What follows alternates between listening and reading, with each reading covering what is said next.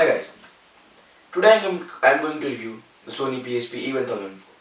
Guys, you might think that why I'm reviewing this device. Guys, I'm reviewing this device because in the market there are people still who want to buy devices like portable gaming systems for their kids, or they want to give such devices to their kids, and they don't really want to shed their big bucks on devices like the PS Vita, the PS4, the Wii U, and things like that. So guys, the PSP E1004 is essentially a thicker version of a PS Vita minus an analog stick or all the Wi-Fi 3G features, the touch screen and the rear touchpad. And guys, if you are pixel lovers, you won't really love this device. But this device is targeted towards the age group of customers from 10 to 15 years. And I think many of those people won't be pixel lovers like you or me. So guys, without any further ado, let's get into the review guys.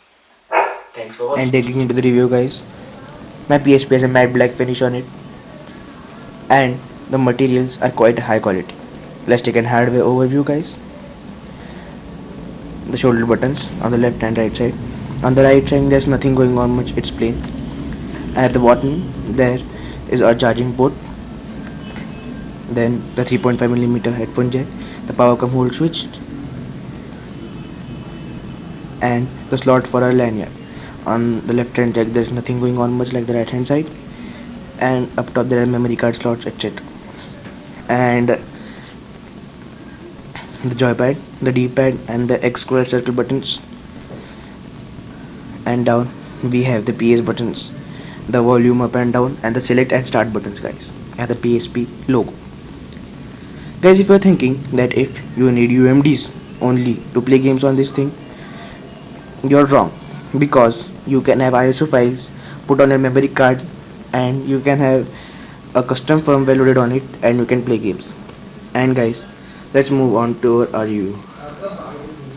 Most of the hardware overview is done and you guys know that there are standard PSP things. Let's talk about how it's different from the PSP 3004, guys. The PSP 1004 was launched in 2011, guys.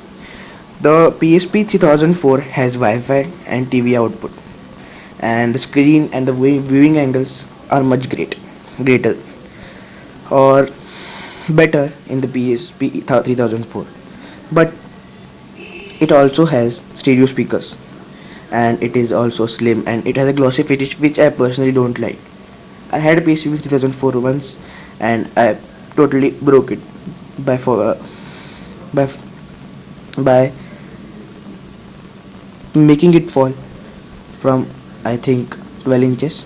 And guys, the screen on this thing is not that big, not that good, not that pixel dense. It's quite washed out and the viewing angles are not great.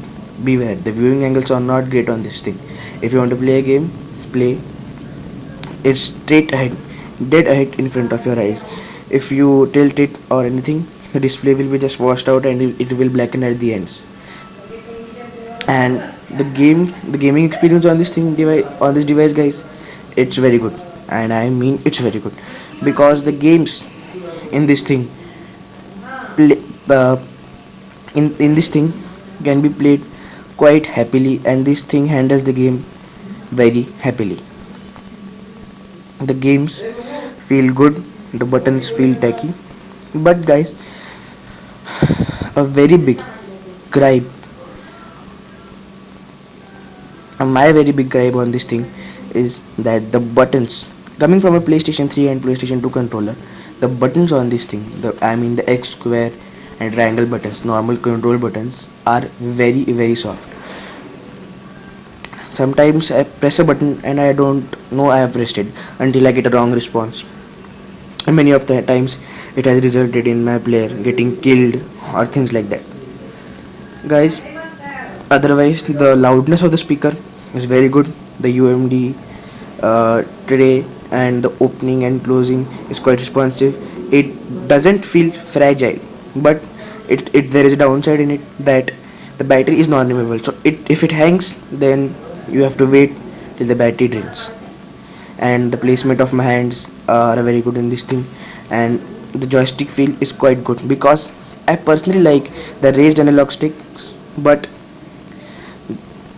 the analog stick in this thing is great. It's very responsive, it's not raised, but it's grippy. The texture on the joystick of this thing is grippy, although it gets slippery after much use, but it's great.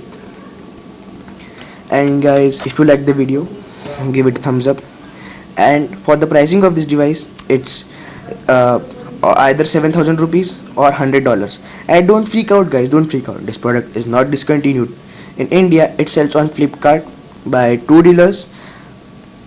It sells on Flipkart from two dealers, and I'm sure that in the US and any other countries in Europe, etc., Sony will have it in their outlets. Guys, if you like the video, give a thumbs up. And if you want to see the tutorial on how to crack the 6.60 custom firmware, please tell me. I'll make a tutorial for you guys. Thank you for watching the video. Live long and prosper.